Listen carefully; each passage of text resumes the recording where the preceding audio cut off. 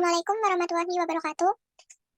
Yang terhormat Ibu Sri Mulyani SE MSI, selaku dosen pengampu mata kuliah metodologi penelitian, dan yang saya sayangi, teman-teman dari kelas A metodologi penelitian.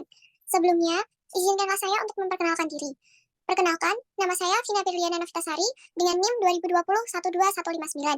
Di sini, saya akan membahas tentang pengaruh pelayanan Samsat keliling, Samsat, dan sanksi perpajakan pada studi kasus Samsat Kota Kudus. Langsung saja kita masuk ke latar belakang. Pajak kendaraan bermotor atau PKB merupakan jenis pajak provinsi yang merupakan bagian dari pajak daerah. Menurut UU Nomor 28 Tahun 2009, Pasal 1 Angka 12 dan 13, pajak kendaraan bermotor adalah pajak atas kepemilikan atau penguasaan kendaraan bermotor. Pemungutan pajak kendaraan bermotor merupakan jenis pemungutan yang sudah lama dilakukan oleh pemerintah. Pengaruh pajak kendaraan bermotor sangat besar terhadap pendapatan asli daerah yang merupakan pendapatan terbesar dari sektor pajak daerah. Menurut Keputusan Menteri Keuangan Nomor 544-KMK-04-2000 menyatakan bahwa kepatuhan perpajakan adalah tindakan wajib pajak dalam memenuhi kewajiban perpajakannya sesuai dengan ketentuan peraturan perundang-undangan dan peraturan pelaksanaan perpajakan yang berlaku dalam suatu negara. Jadi, penjelasan di sini adalah pajak kendaraan bermotor merupakan kewajiban dari setiap individu yang memiliki kendaraan bermotor. Karena pajak kendaraan bermotor sangat berpengaruh terhadap pendapatan negara, yang mana nantinya pendapatan atau penghasilan negara yang diperoleh oleh pajak kendaraan bermotor nantinya akan dikembalikan kepada kita sendiri. Selanjutnya ada fenomena. Kepatuhan wajib pajak masih menjadi masalah yang sangat kompleks dan melanda hampir semua negara. Selama ini, ada aspek besar yang mempengaruhi, yaitu aspek diri wajib pajak dan aspek aparat pajak. Di mana aspek diri pajak di sini adalah diri seseorang sadar atau tidaknya tentang kewajiban yang harus dipenuhi. Dan aspek aparat pajak adalah kurangnya pelayanan yang memadai sehingga masyarakat masih menyepelekan dalam membayar pajak. Selain itu juga karena kurang tegasnya sanksi yang diberikan oleh wajib pajak. Selama bertahun-tahun, negara kita masih belum mampu mencapai maksimum target penerimaan pajak. Berbagai kebijakan dan fasilitas pemerintah diterapkan untuk meningkatkan kepatuhan wajib pajak dalam hal membayar dan melaporkan kewajiban perpajakannya. Beberapa faktor yang berpengaruh terhadap kepatuhan wajib pajak. Yang pertama, faktor yang mempengaruhi peningkatan kepatuhan wajib pajak kendaraan bermotor adalah dengan memberikan layanan samsat keliling. Dengan adanya samsat keliling, kita memberi kemudahan kepada masyarakat agar masyarakat bisa lebih mudah dalam membayar pajaknya. Selain itu, mengikuti perkembangan di zaman sekarang atau perkembangan modern, masyarakat lebih sering menggunakan yaitu secara daring atau online, di mana masyarakat tidak perlu lagi untuk mengantri.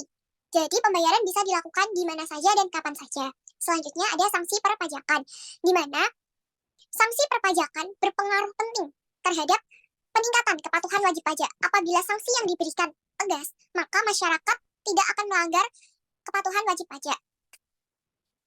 Selanjutnya ada landasan teori.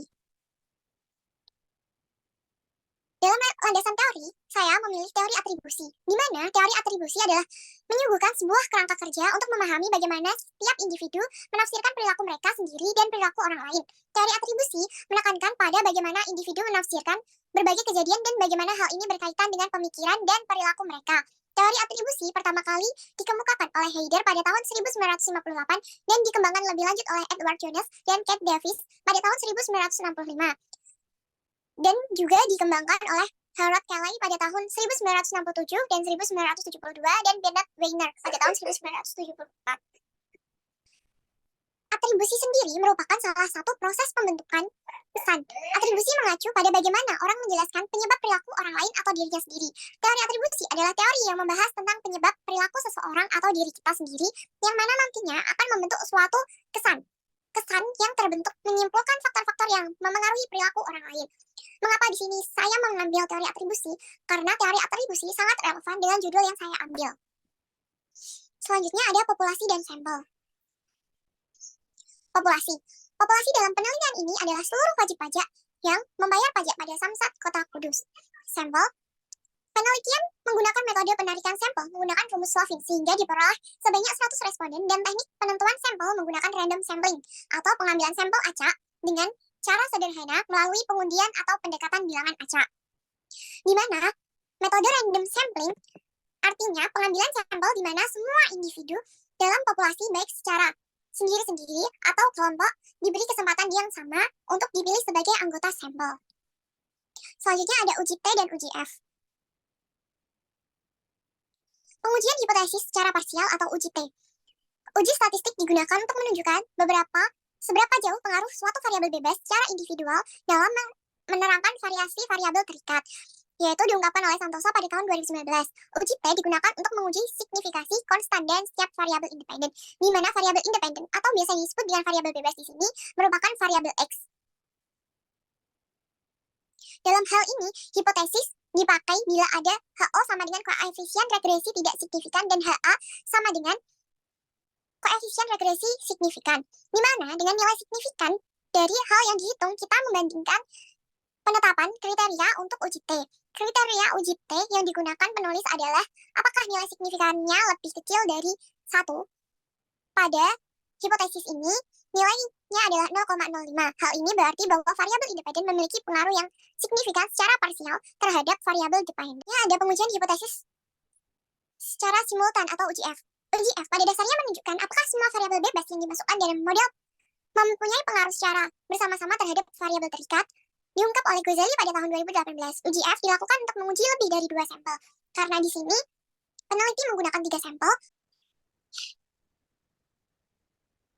Baik, terima kasih. Sekian yang dapat saya sampaikan. Kurang lebihnya saya minta maaf.